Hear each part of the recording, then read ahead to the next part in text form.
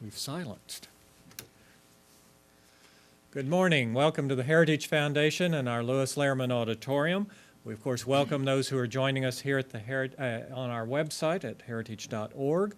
We would ask those in-house, if you'll be so kind, to check that cell phones have been turned off, as we reminded our congressman just now, and he dutifully did. So it'll always appreciated not to be interrupted during our presentations and during the taping of the program. It will be posted on our Heritage homepage following today's presentations for your future reference. And our internet viewers are always welcome to send questions or comments at any time, simply emailing speaker@heritage.org. Hosting our discussion is my colleague, Cully Stimson, who is Senior Legal Fellow and Manager of the National Security Law Program. He is an expert in national security, homeland security, crime control, and drug policy. Prior to joining Heritage in 2007, he served in the George Bush administration as Deputy Assistant Secretary of Defense for Detainee Affairs, where he advised Secretaries Rumsfeld and Gates on global detention policy, including in Iraq, Afghanistan, and Guantanamo Bay. A third-generation naval officer, Cully has served in the United States Navy for 23 years, including 3 tours on active duty, and is currently a captain in the Navy Reserve. And apropos of today's event, Cully serves as chairman of the board of the United States Soccer Foundation, the charitable giving arm of the U.S. Soccer Foundation. Please join me in welcoming Cully Stimson. Cully? Thank you very much, John. Welcome to all of you who've traveled some distance to be here. This is not your typical Heritage program, some would think. But I would suggest it is. When you walked into the building today, over your head in gold inscription, gold-plated, I'm sure, or brass inscription, is our mission statement. And it says, "Building an America where freedom, opportunity, prosperity, and civil society flourish." This event is about one aspect of that mission, our mission statement here at Heritage, civil society. And the purpose of the event is to highlight 3 distinguished organizations that don't take government money, that grew organically, and serve a critical role in our society today. The format for today's event is 2 parts.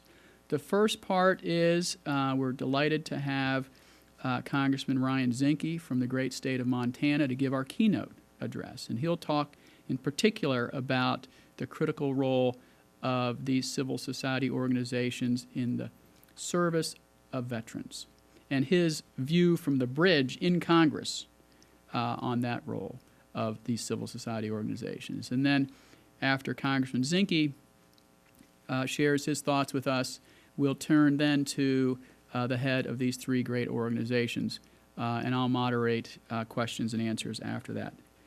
I first got to know then Lieutenant Commander Ryan Zinke when I was a lieutenant, and we served together in Europe at the U.S. Naval Headquarters, Europe. It was a place called Sincas-Navier, and it doesn't even exist anymore, at least in the building that existed in London.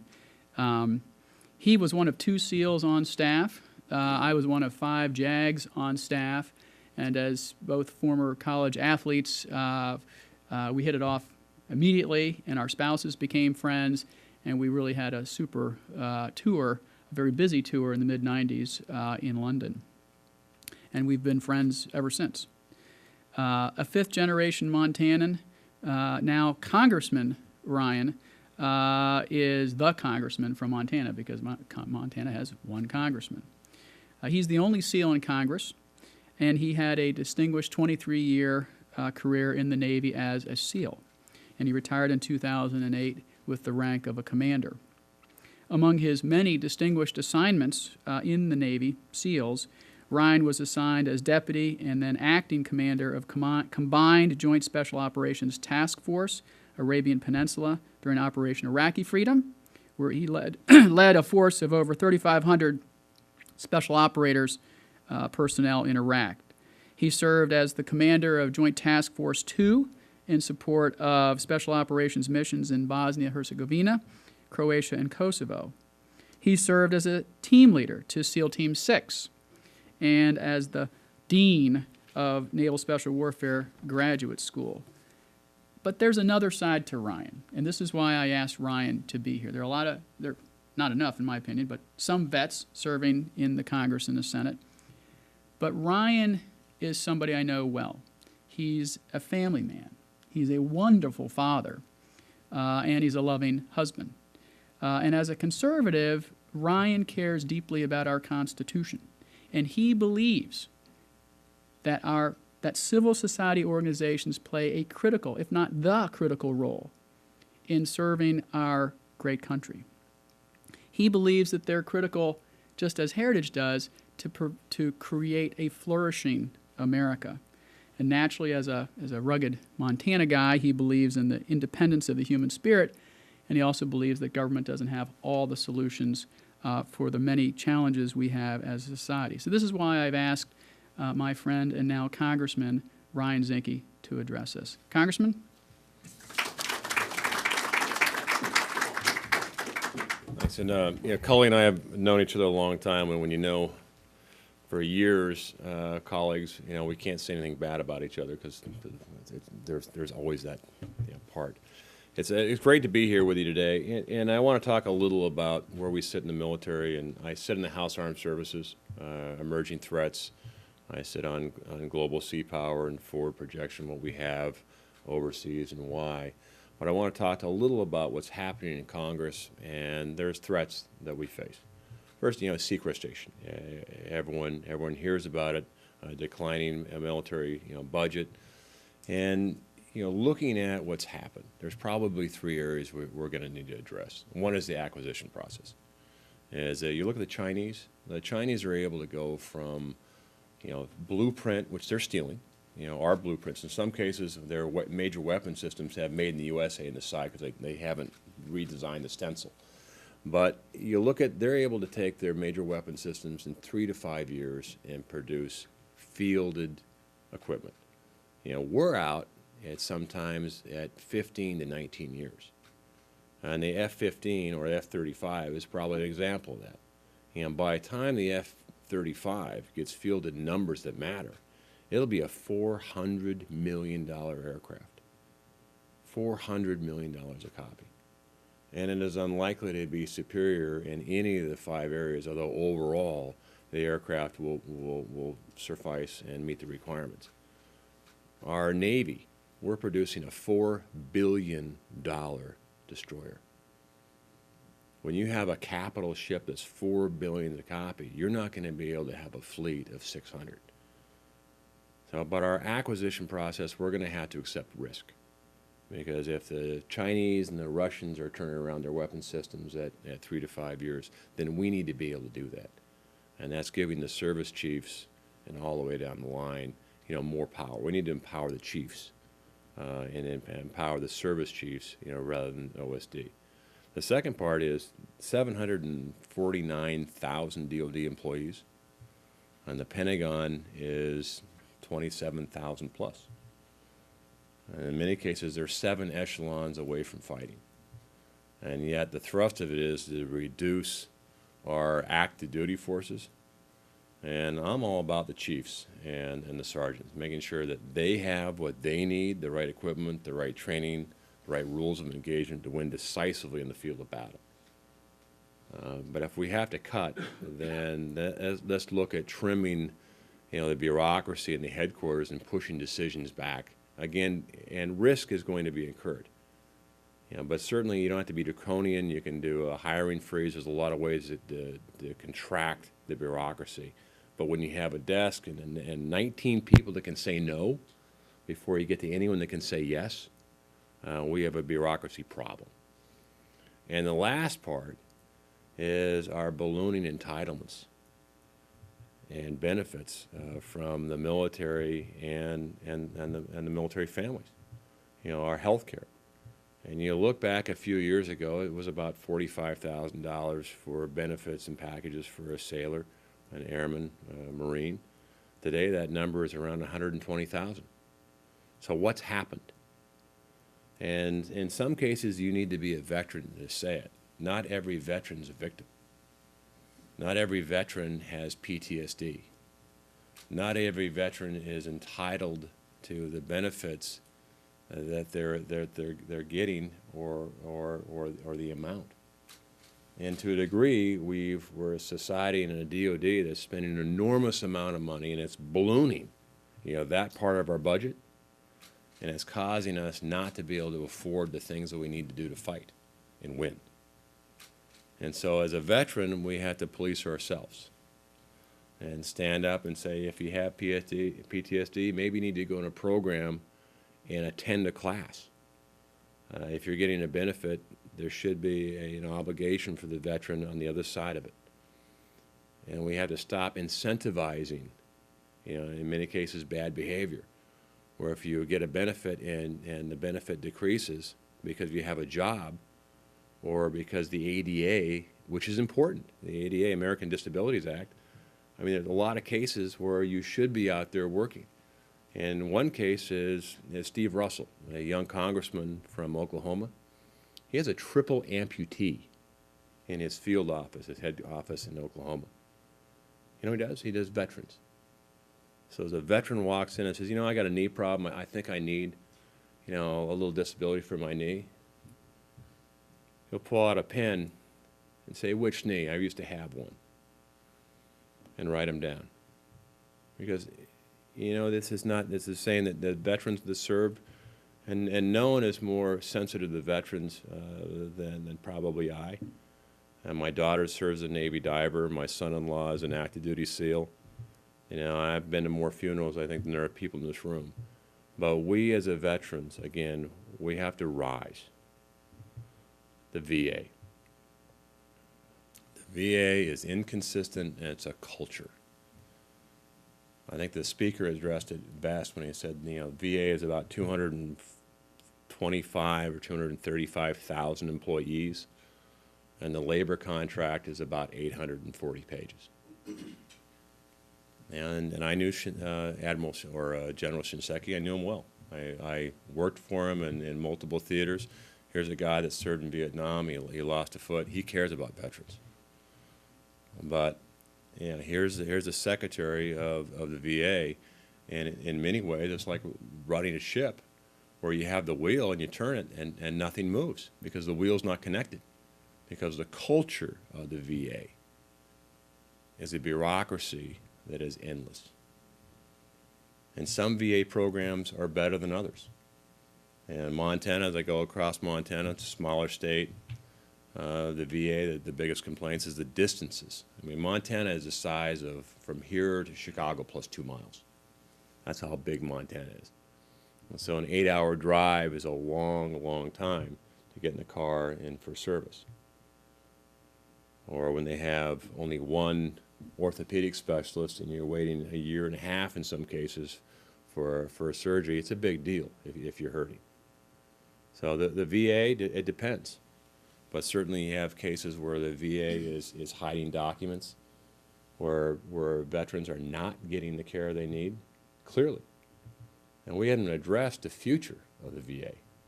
There are more women serving today in our services than ever have been. In special operations, I served and conducted operations with women. And the VA today is shaped to care for men. So as the number of women go through the active duty and retire, and then become in need of the services VA, we are unprepared as a country, to offer the services that we should. And the VA needs to plan for this. And as a military officer, I was never the best jumper, diver, sniper, shooter. I don't think I was the best at anything. But I always knew who was, and I always surrounded myself with really, really good people. And the same path has got to be with the VA. Is we need to do a cultural change with the VA, and we need to empower the lower parts to do it, and we need to force the VA to look in the future and plan. That's what we do. Now today, there's organizations that I think represent the best side on the civilian side. Looking at it, because the VA doesn't provide everything, and nor should it. What the VA doesn't provide is a lot of families in the soft side, where you look at individual care. Because, you know, the view from D.C. oftentimes is one size fits all. It's not true when you get to Montana or get to a family of military that needs some help. But the prescription isn't one size fits all. And that's where organizations like these matter. You know, take a vet fishing. You know, Montana, we're blessed with a lot of rivers, healing water, and I've seen it. You know, in my career, is that I spent most of my career planning for war and occasionally going into conflict. The guys today, I'm a Montanan, so when I say guys, it's guys and gals. The guys today, you know, they've known nothing but war. And my son-in-law, I think he's on his 9th deployment. And when you're gone consistently that amount of time, normal's not here. Normal's there. And it shows. You know, I hate to go down to the store with him because he's driving center lane, head's on a swivel, and he's pretty aggressive on cutting in. And this is just going to Safeway. And so you look at it, and these guys need a lot of help because just the amount of time they've spent overseas is a different scenario. And I was talking earlier about the difference between Vietnam and Iraq, and there's some striking similarities. The big difference, I think, is when you come home, you know, you're not under protest. But why you fought and why you gave up your limbs and the area that you participated in the battle and saw your friends die, you know, in Vietnam and Iraq, it's very similar. And when folks come up to me and ask, you know, why did I lose my leg, Congressman? You know, what purpose did the U.S. serve in Iraq? What purpose is there today? You know, the answers are hard. Same thing in Vietnam. But organizations that reach out and specialize, and we've looked at the numbers. These are 3 organizations that have very little, if any, overhead. They have a dedicated staff, and they're dedicated for all the right reasons. And they provide what I call it, kind of say, the soft side of help, of human help. And taking an individual fishing or Bill Foley's Folded Flag Foundation. You know, these are organizations that started grassroots, that looked at a problem.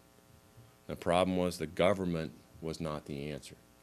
The government could not provide the right amount of care and the right specialized care that our service members and their families deserve.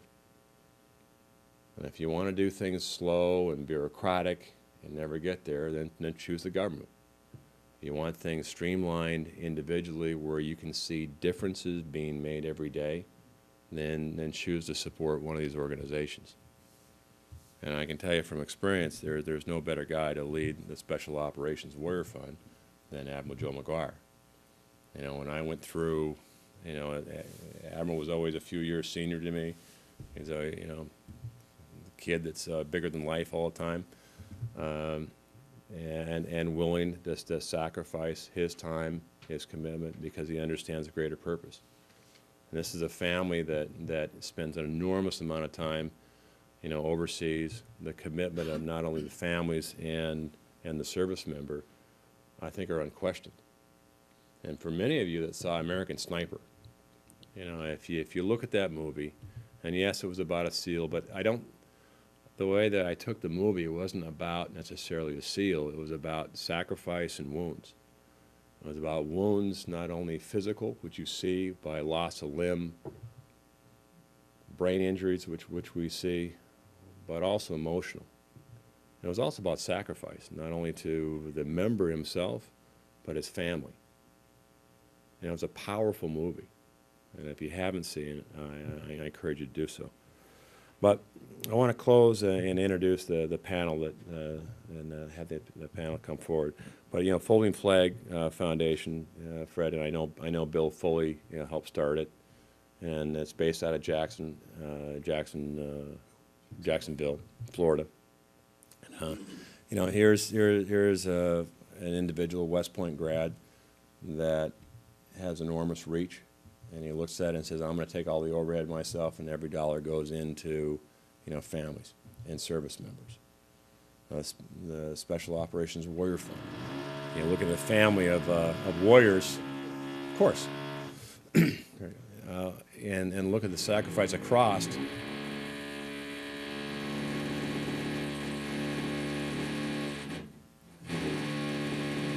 It's like being in a dentist chair, isn't it? But the board members are all servicemen or prior servicemen, and they care. And in Healing Waters, taking what I think is a unique view of fishing on a river. So as they continue this, I'm going to lead the stage, and leave the drilling up to you. But if you have any questions or if you have any issues in the hill, you need my help. I'm in 113 Cannon. I think from a perspective of a kid who grew up in Montana, a few weeks in the office, it's fixable. Our country's fixable. So now is not the time to panic. But organizations, like the American Heritage and yours, make a tremendous amount of difference. And this is why we're kind of here, because if you can make a difference, we want to make sure that the word gets out. That people look at it, that you're vetted. When the Heritage Foundation, with their membership, it matters. And so I'm glad to be here. But if you need any help and any questions, my chief of staff is here. Scott Hummel, our communications director, is here. I'm easy to find. I'm in Cannon 113. And if you have any questions and concerns, or the government's not doing what we should be doing, let me know. My prediction going forward is we'll be energy independent in 5 years. I think we will. I don't think we're going to give Iran a nuclear weapon. I think the VA is going to have to show some reform, and our veterans themselves, we're going to have to reach from within and police our own. And if we do that, I think we'll remain strong. So with that, thank you so much.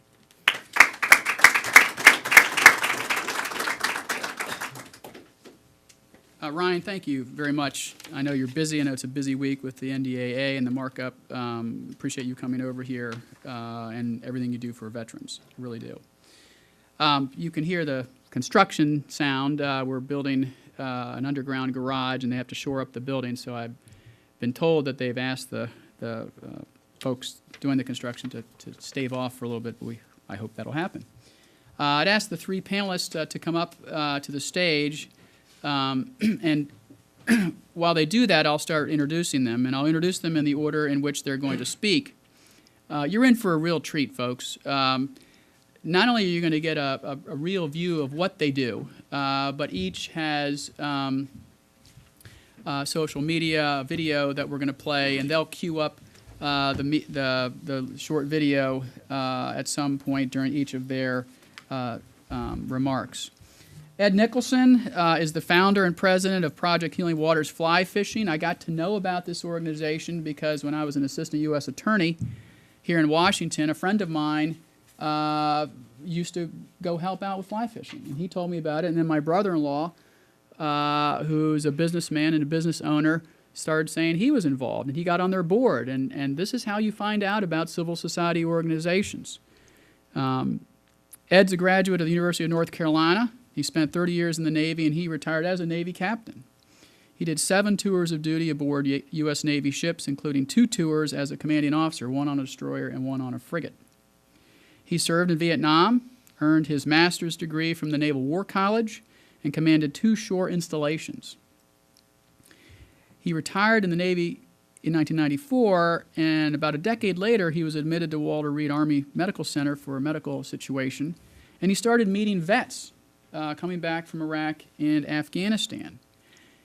And Ed's an avid fly fisherman, and he started thinking, gosh, I think these guys and gals might really benefit from the calm, peaceful beauty of fly fishing on some of the nation's greatest rivers. And thanks to the generous tax-deductible donations from people like my brother-in-law and many, many others, he pulled together this organization. And he was right. They do benefit from that. Today, Project Healing Waters Fly Fishing has over 180 programs in military and veterans hospitals in all 50 states and in Puerto Rico.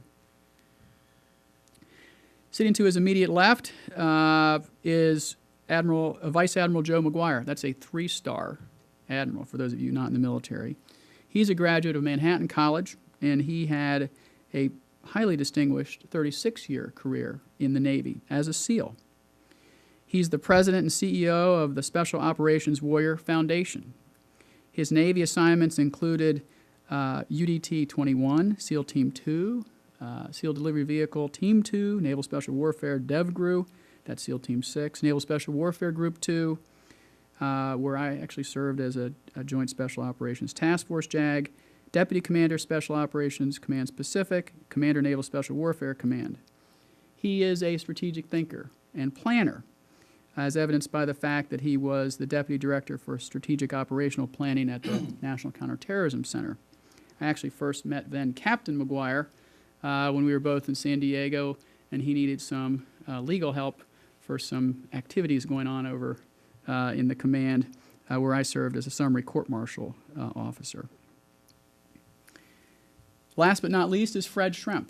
Fred is a graduate of the U.S. Military Academy at West Point, and he is the president and trustee of the Folded Flag Foundation. And I found out about the Folded Flag Foundation from none other than Congressman Zinke, who said, hey, I know you're looking at organizations for this event. Take a look at Folded Flag. They do great stuff. And indeed, they do. Fred is a senior vice president at CBIZ Benefits and Insurance Services Incorporated, and he has a distinguished and long career in the insurance industry. He's qualified as an airborne and Ranger Army officer, and Fred also served in Vietnam, Europe, and the United States, and is a recipient of the Silver Star and 2 Bronze Stars. Please join me in welcoming our 3 panelists. And Ed, you can speak from there, or you can come up to the podium. This is fine. Okay? Thank you very much, Cully. This is a wonderful opportunity. I really like to tell folks about Project Healing Waters. It's been my life now for 10 years, a little bit more. Didn't know it was going to happen like this. When I was at Walter Reed, as Cully mentioned, I was just going to be in and out. But unfortunately, at that time and even now, when you go to Walter Reed, you can't help but see the effects of war on our young men and women. And I didn't know at that time what I was going to be doing in my retirement, but it quickly came to me that maybe a few of these guys would like to go fly fishing. That was the start of it all. And with that, we launched. And I had a great assistant and helper there, a young man from Montana, Billings, Avon Forsyth, a captain who, should I just plunge ahead? I'm going to step off and tell him to pipe down. But anyway, we got started at Walter Reed, and in short order, we had a strong program going there. We built credibility. The then occupational therapy clinic guy, a colonel, knew better than me how fly fishing could help his patients. And he was looking at it in a much broader sense than I was at the time. I just wanted to take a couple of guys fishing. But Bill Howard had different thoughts, and he saw this in a programmatic way. And that's what we've become over time, programmatic in our help through Project Healing Waters. As I've told people over and over, we just are not a vet fishing organization. We spend a great deal of time, we build relationships. And even as great as fly fishing is, and it's a wonderful media to work our program, the real healing goes in with those relationships that you build. The anticipation of the next meeting, the anticipation of learning a new skill, a new sport, a recreational activity that they can use for all times, and then getting together with their friends, their comrades. This reintegration issue that we all talk about back into, quote, society. It's tough for many of them just for the very reason that the congressman said, but they feel very comfortable being with their own because that's something that they really miss. And it's interesting how that really translates. It's not just with their comrades of these particular recent conflicts, but with the Vietnam veterans. And you'll see this in the short video that we'll play when I conclude. But I lost complete control of the project. It grew like Topsy. We soon felt the need to move past Walter Reed. We pretty much saturated the market there, and in 2007, we broadened our approach to the VA medical centers and healthcare system. And that's the figures that Cully was talking about. It just kept growing and growing over time. It's been 10 years now. It's been a wonderful experience, not only for the participants, because I've received so many testimonials, personal comments from all of them and from many of our volunteers, but it's been great for the volunteer base. We run our organization much like a franchise organization. We don't start little Project Healing Waters chapters all over the country. We tap into Trout Unlimited, the Federation of Fly Fishers, and other existing organizations that are already in place, and we sign a memorandum of agreement. They do our work for us. We give them the ground rules, so to speak, and they're off and running. And that's allowed us to grow and reach the numbers of disabled veterans, both current, active service, and prior. And right now, I just looked at the results for the first quarter, the data that we have, and over 2,000 volunteers worked with 3,700 veterans, disabled veterans, this past first quarter. That's tremendously gratifying to me because even though numbers are numbers, every one of those 3,700 individuals are benefiting in some substantial way from our program, and I feel good about that. I feel that my last 10 years that I've devoted to this has meant something to me, and I know that the volunteers out there across the country feel the same way. So with that, let's run that video. And this video was produced by the Ford Motor Company, and it's Everyday Heroes. It's something that you can go to YouTube, Ford Motor Company, and you can see various episodes. We were fortunate to be featured with a Army first-class sergeant up in the Syracuse, Fort Drum area, who was out on the river, and you'll see this if we want to roll it now. All right.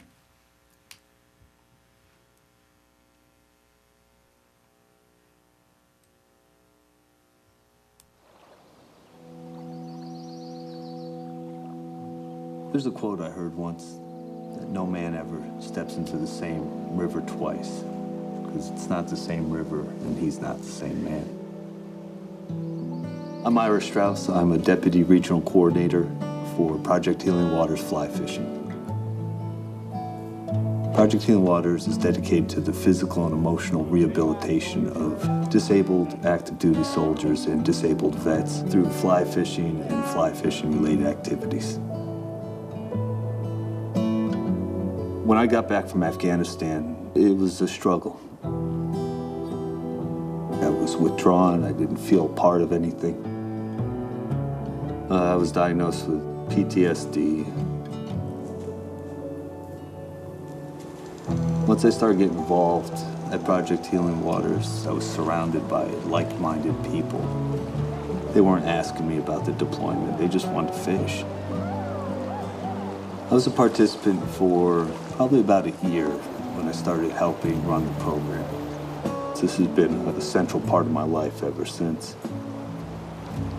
It's been very meaningful to watch the interaction between veterans from different conflicts. You might have someone, say, from Vietnam era who's gone through the same type of trauma that a veteran from Iraq or Afghanistan has experienced.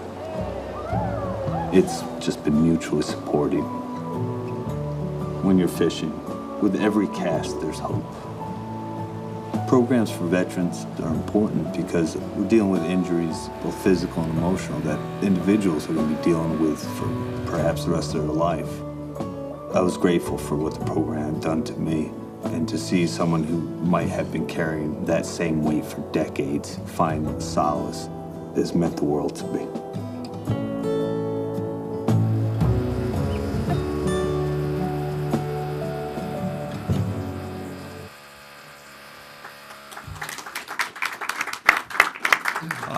I can't say any more than that. That says it all. And Ira is representative of many of our participants that after a period of time want to start giving back and helping others that have suffered the same issues that they've dealt with through Project Healing Waters.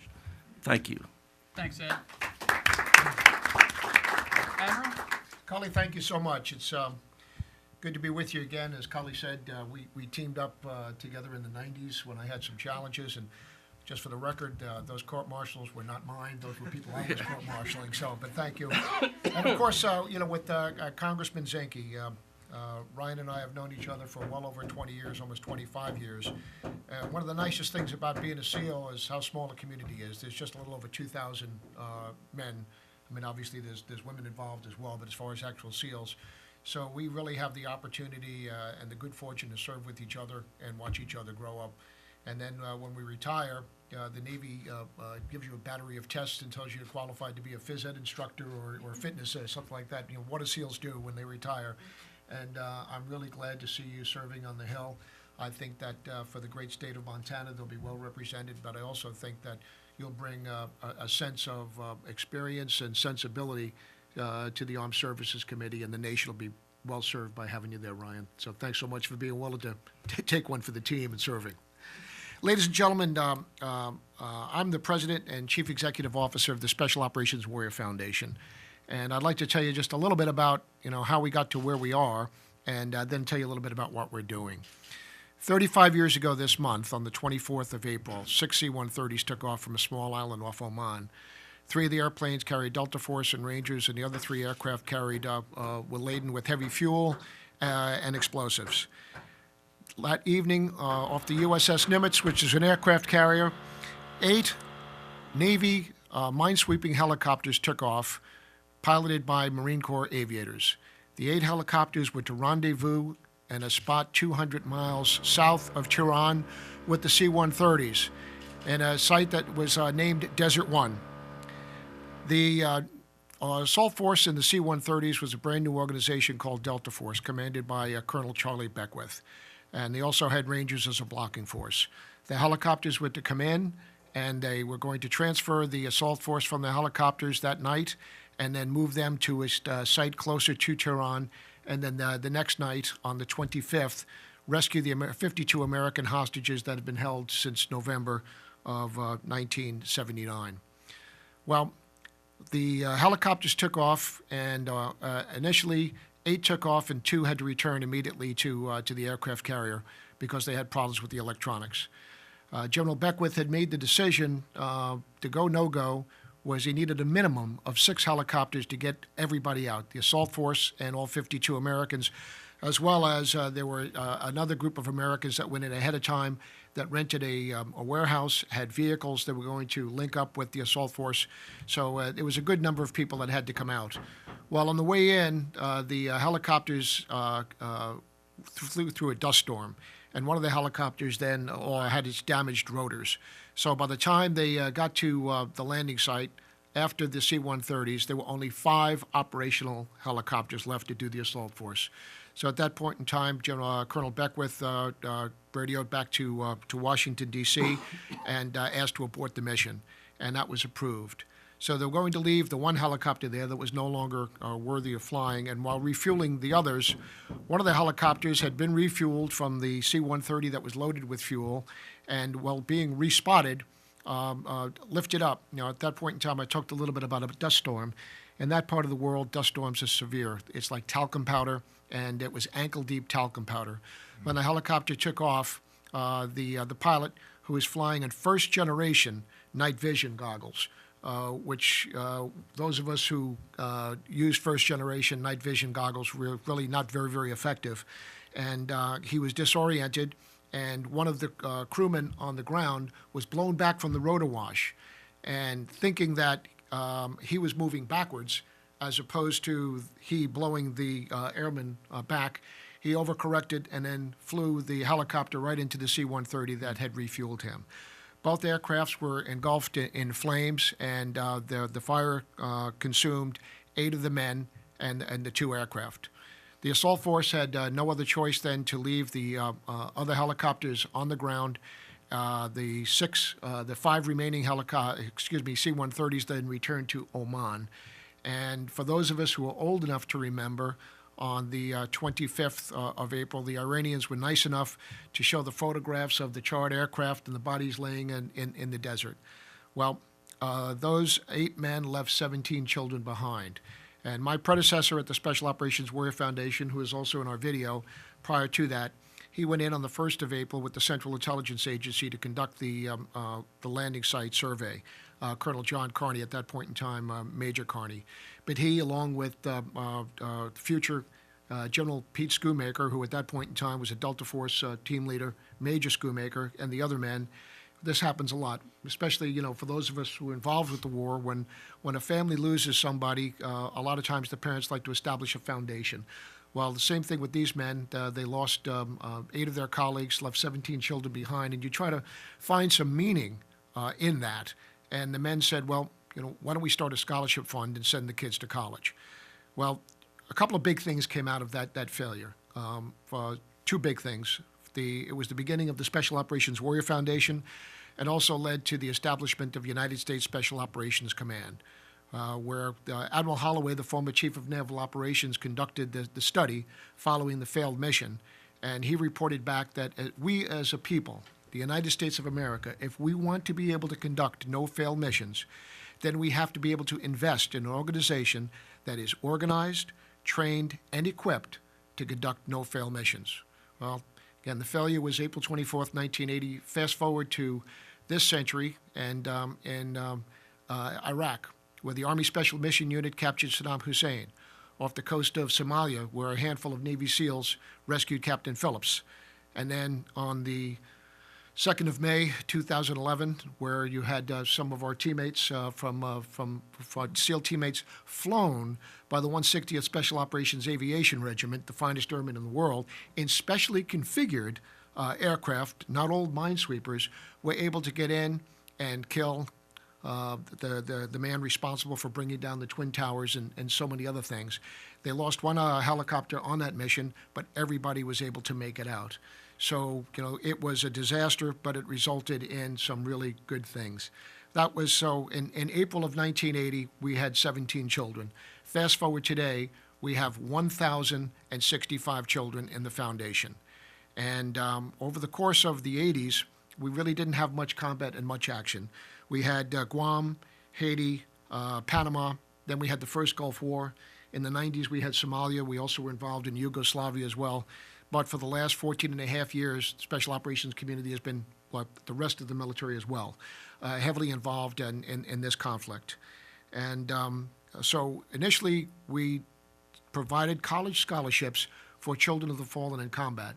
But as I said, once we established SOCOM, there really were no rules as far as flying with night vision goggles. The 160th Special Operation Aviation Regiment were the pioneers of doing that. But unfortunately, along the way, we lost many more men in training than we did in combat. So we expanded it to both combat and training. And then when this war started, we took a lot of losses, but we also expanded the force. That there are now 67,000 people in United States Special Operations Command. And it's not the SEALs, it's not the Green Berets, it's not the 160th Aviation Regiment. It's absolutely everybody on the team that makes it happen. It's entirely a team effort. So the Special Operations Warrior Foundation covers absolutely all 67,000 people, and this is what we do. We do 3 simple things. First and foremost, we ensure full college education for children of special operators, men and women, who lives their life in the service of their country, or they can die from natural causes on the line of duty. By that, when you die and you're on active duty, you receive government benefits. You receive some VA benefits. We also receive the Fry Scholarship that was established the post 9/11. But the Fry Scholarship lasts for 36 months. VA benefits last only a certain amount of time. 19% of all college students enrolled in public colleges graduate in 4 years. Many take 5 and many take 6 years. The government benefits end in 4. And we ensure full college tuition. I don't write a check I don't have to. So we make sure that we have all of the benefits taken care of, and then we close the loop to any university in this country. So we have children in Johns Hopkins, University of Chicago, and very, very fine universities. We also have children in community colleges, and not everybody wants to go to Harvard. Some children want to become master mechanics or whatever. It's their life, but we try to get them to aim high. But we ensure when they graduate, they're absolutely debt-free.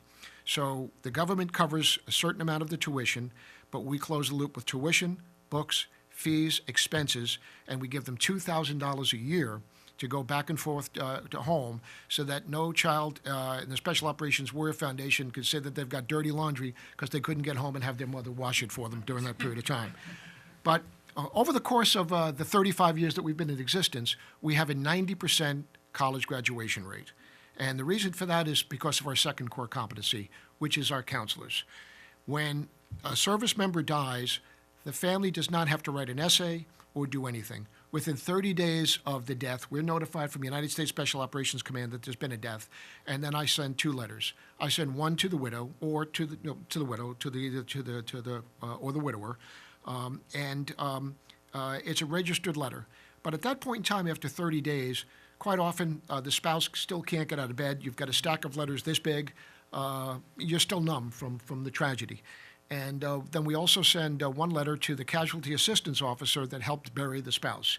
And then they go to the house and say, look, this is one you need to fill out. And all we ask them to do is the children's names, their ages, and then how to maintain contact. Because if you're a service spouse and you're living on base, you've got 1 year before you have to leave the housing. So we try to make sure that we maintain touch with these folks throughout their career. So we stay in touch through cards, letters, and then once they get to middle school, we get actively involved. We provide tutoring to all children in the foundation from middle school through college. So we don't have a 100% college graduation rate. So, if you're in college and you need a little bit of help, and all you have to do is just say, I need some help. We've got an agreement with a tutoring company that, as Congressman Zenke will tell you, we've got veterans up in Montana, and some places may be difficult to find a tutor that's qualified and vetted. You have to make sure that this person is vetted and not just involved with something that they just like to get close to children. But then you've also got some high-density areas where it's easy to do that. So we've gone with a national-level firm. But as a result of that, we work towards them in middle school, we ramp up in high school, get them focused towards their collegiate aptitude tests, we help them fill out their college applications. So then we have 85% of the students who in our foundation graduate and go on to college, and then we have a 90% college graduation rate. But again, the counselors and the people involved with that are the reason why we're so successful. But that said, the foundation is very, very small. There's only 14 people in the foundation. That's it. So we consider ourselves to be special operations-like. We'd like to be lean and effective. But a lot of folks say, well, if you've got that many children, isn't it overwhelming for the counselors? Well, the thing is, though, but they've also then got the opportunity to establish relationship with those children, get to know them, and you've also got the luxury of knowing nobody's going to take that job away from you because, everybody's got a full boat. So those are the two. And then the third one is we provide immediate financial assistance to wounded special operators. Although Special Operation Forces have only been 2%, less than 2%, of the combat forces engaged on the battlefield for the last 14 and a half years, they've suffered over 10% of the casualties. Now, when you're wounded, the government will take the primary next of kin and send that primary next of kin to Walter Reed or to San Antonio to the burn ward. They'll get them there. But the Special Operation Force is a mature force. Most are in their early 30s, and they're married. They have 2 children. So when the spouse goes to Walter Reed, who takes care of the children? Well, mom has to do that, or the sister has to do that. Well, who pays for the plane ticket to do that? And then when they come in, well, mom says, well, I'll take care of the children, but what about the dog? That dog has got to go, and the expenses mount up. And then when you're notified that your husband has been shot and you get to Bethesda, Maryland, up here, and you open up your bag and you come from a warmer climate, you say, what was I thinking about? I can't wear these clothes. Well, the day they show up, we have a $3,000 check waiting for them to get them through the first week. And then when the service member is feeling a little bit better, that money then goes towards getting the kids to come up and see dad or see mom at the hospital.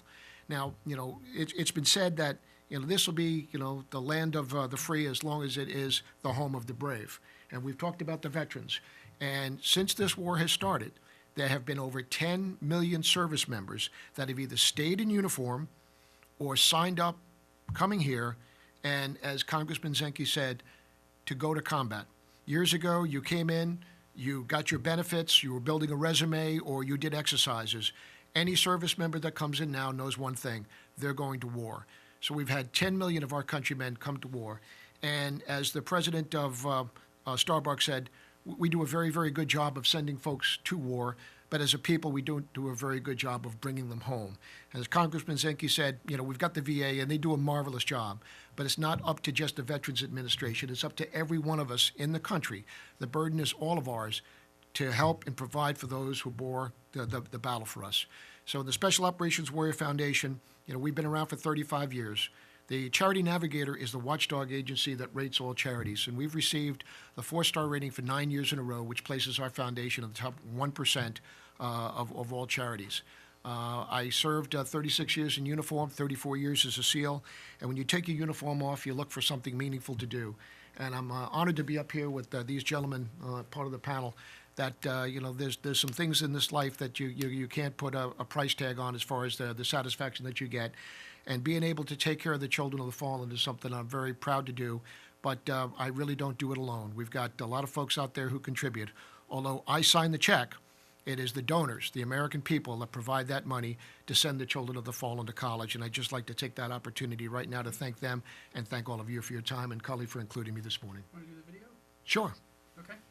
Let's spool up the video, please.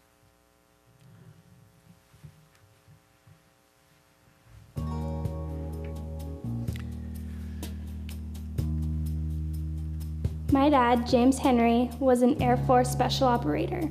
He died in 2005 in Albania. I lost my husband, Captain Chuck Cooper, February 21st, 1991, in Iraq. The Special Operations Warrior Foundation has made a covenant with us special operators. If you're serving in Army, Navy, Air Force, or Marine Corps Special Operation Forces, and you lose your life in the line of duty, the foundation will ensure funding is provided for college education for your surviving children. The education that the Special Operations Warrior Foundation provides is a gift. This education is something that my father would have wanted. Thanks to the foundation, I'm now able to attend the university of my choice. My children lost their father when they were 2 and 3, and in turn, they received an extended family with the Special Operations Warrior Foundation. The foundation has never missed a birthday, a Christmas, or a graduation. What this has meant to me is that my children have always been taken care of. For the foundation to honor my husband by providing a college education for our children means the world to me. What makes the Special Operations Warrior Foundation different from other military charities is that we proactively reach out to every one of our families and stay in touch with them over the years. I would like to thank the supporters for all their generosity. Because of them, my children and all the other children and spouses of fallen servicemen know that they are not alone. I would also like to say a special thank you to all of you who support the Special Operations Warrior Foundation. What you've done for me is absolutely incredible, and I can never repay you. Our country's bravest have sacrificed so much. We feel that the least we can do is make sure their families are taken care of and that their loved ones are never forgotten.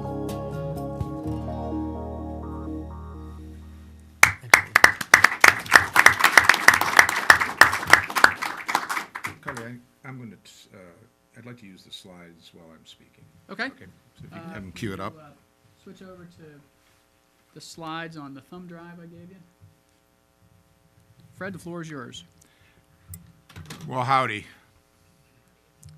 My name's Fred Schremp, and I want to thank you for being here, and thank you for your commitment to our fallen heroes and their families. I had the great privilege of serving in the Army of the United States, and I had the honor to command American soldiers in combat.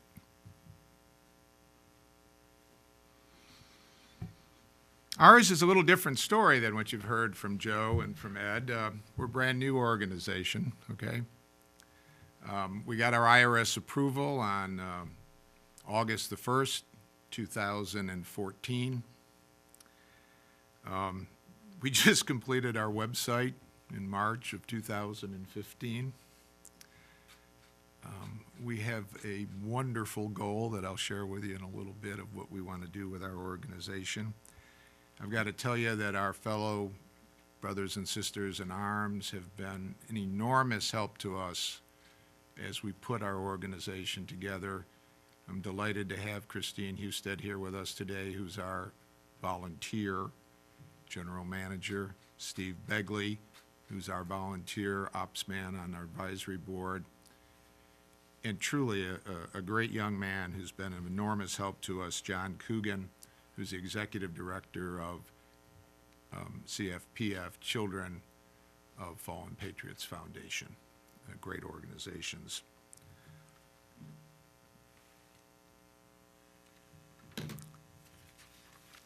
So I guess the question really becomes, why did a bunch of 70-year-old guys decide to get involved with providing financial aid, educational assistance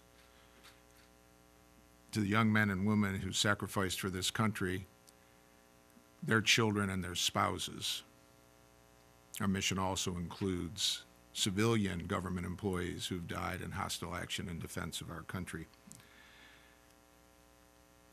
On 7 June 1967, the West Point class of 1967 graduated. 4 years later, 5% of my classmates died in the jungles of Vietnam.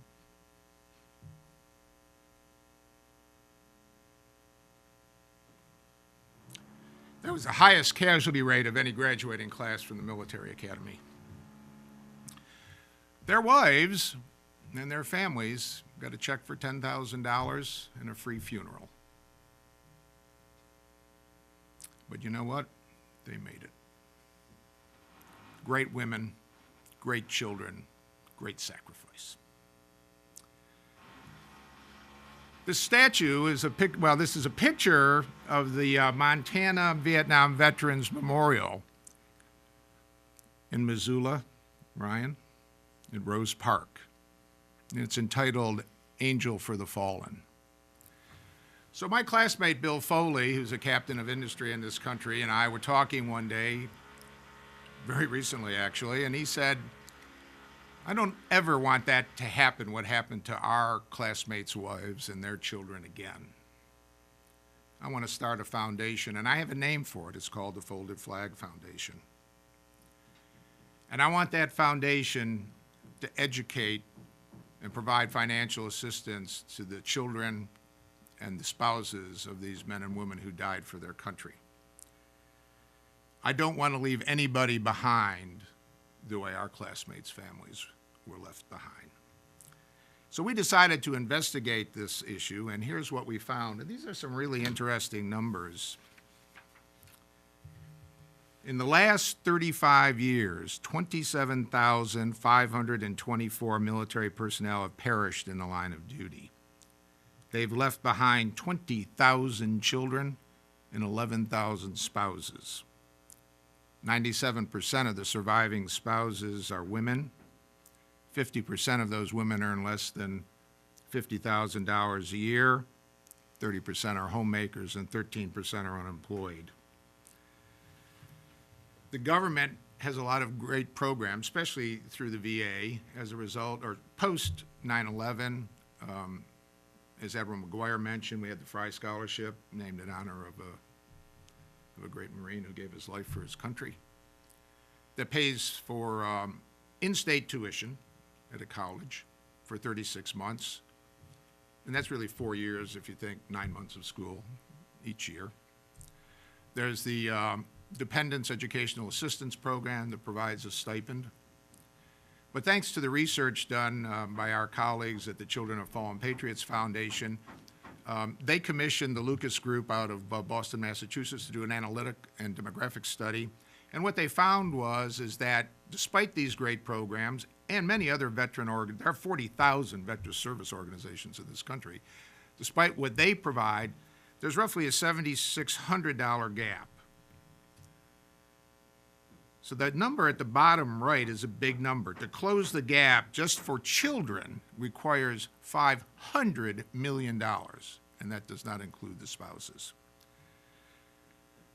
So we've identified, again in concert with CFPF, 5,800 students that will need additional funding over the next 17 years, and it's the goal of the Folded Flag Foundation to raise $100 million to fill that gap.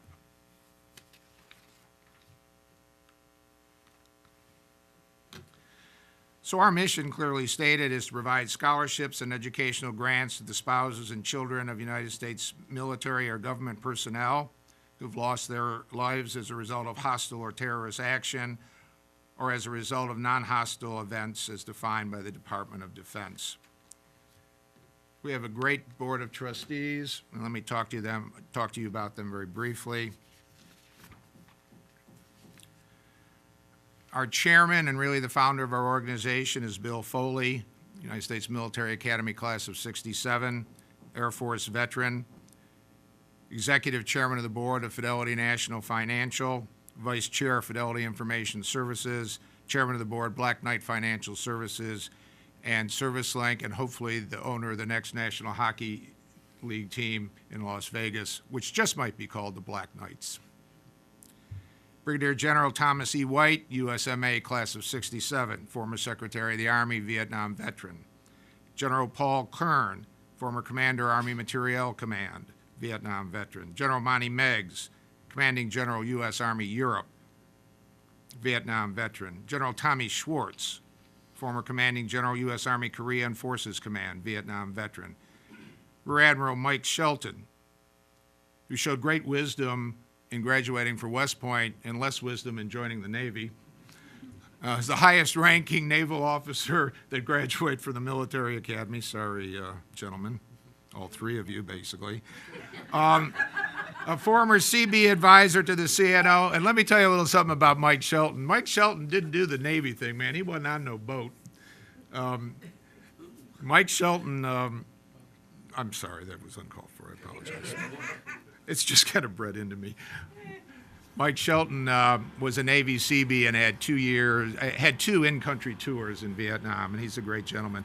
Peter Bruhl, Army veteran, Executive VP of Home Nurse. Mike Oates, Navy frogman, EVP, General Counsel, Fidelity Information Services. Pete Sadowski, Chief Legal Officer. Myself, and Jim Stalling, a Marine veteran, a Naval Academy graduate, and managing partner of PS27 Ventures. This board is made up then basically of 11 veterans out of our 12 board members, 7 veterans with combat experience and hostile action against our country. What makes us different in our structure, and I think Congressman Zicke referred to it earlier, is 100% of all donations go directly to the families helped by the Folded Flag Foundation. All of our operational administrative costs are paid for by our corporate sponsors, Black Knight Financial Services and ServiceLink.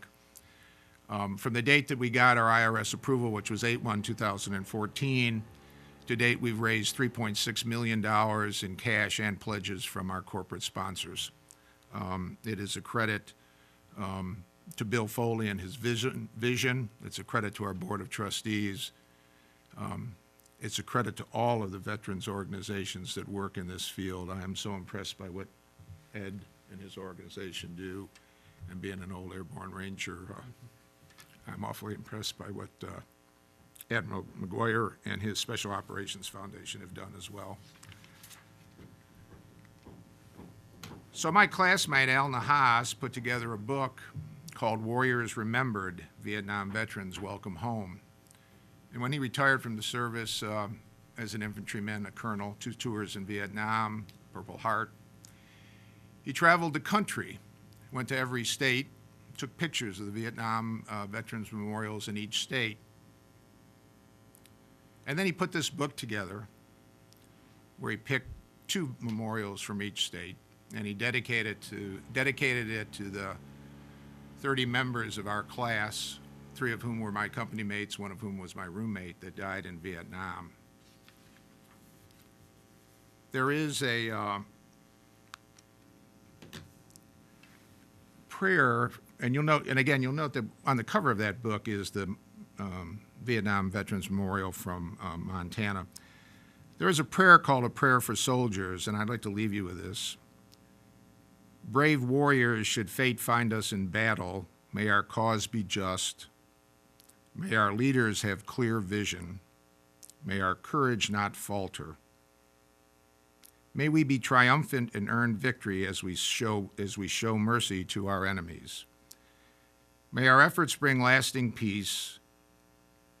May our sacrifice be always appreciated by those we serve. May we return to our loved ones unharmed. Should we be harmed, may our wounds heal. And should we perish in the struggle, may God embrace us and find for us a place in his kingdom. I would conclude my presentation then with this line from that prayer: may our sacrifice be always appreciated by those we serve. That's our mission, to show our appreciation to the families of the men and women of our great armed services who've paid the ultimate price to defend this great nation. Thank you.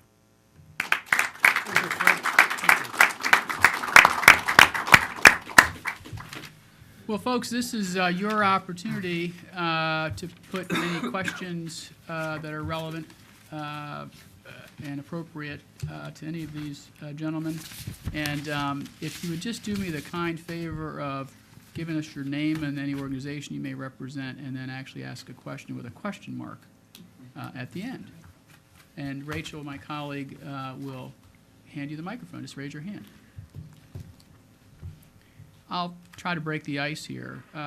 Admiral, I think I overheard you correctly, but I want to just sort of give people a sense of the type of numbers we're talking about here. Did I not hear you correctly when we were chatting outside before the event started, that your task in your current role is to raise almost $1 million a month?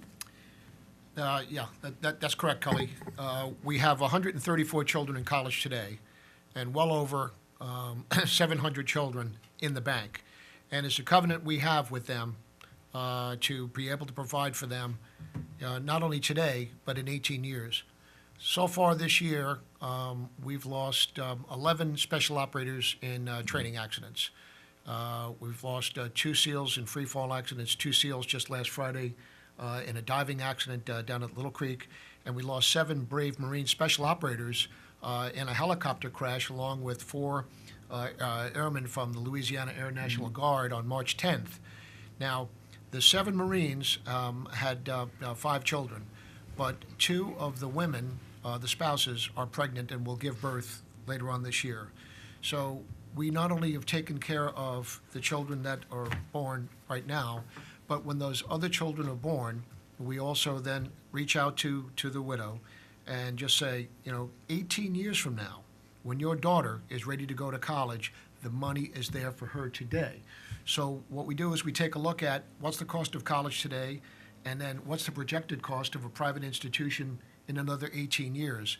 So the actuary tells us, based on that, I've got a pretty good war chest, but in order to keep the covenant that we have, and last year we gained, I think, about close to 50 children last year. So if we gained another 50 children every single year, and it is young men who fight wars, and they have young children. So the bill is yet to come. And one other thing is along those lines, though, although, all of us on the panel here were commissioned officers as well as Congressman Zinke, it's been said that the NCOs are the Army, and it is the enlisted men and women who really do the lion's share of the dying. And many of the folks that we send to college, they're the first members of their families to actually go to college. So with that, as I said, some go to a technical school, Cully, some will go to in-state, and then some will go to, private elite institutions. It's their life, but we've got to make sure whatever it is, our covenant is that they will graduate with their bachelor's degree completely debt-free. That's terrific stuff. I don't see any hands. Ed, I know that you not only run this organization, but you go on a lot of these trips. Could you just, in addition to the excellent video you showed us, could you sort of give us your perspective of what it's like to be out there on the water with some of these guys? And then the second question is my brother-in-law actually as good a fly fisherman as he pretends to be? Well, I don't know. I've never fished with Mike, but he talks a big talk. Yeah, he does. but, Okay, so the first we'll- question. We'll Yeah. find out sooner or later, I'm Okay, sure. all right. But anyway, I spend a lot of my time looking at a computer monitor, more than I want to. But this year, I'm gonna be going out a little bit more and engaging on the water, these wonderful individuals that are struggling and trying to reach some kind of equilibrium in their life. And it's amazing to see what happens. Many of them, of course, have not been, they're not fly fishing. They've never fly fished. Now, we try to prepare them for that, and that's part of our program that I talked about, that we just don't take them fishing. We work at the hospitals, we teach them the skills to be a fly fisher.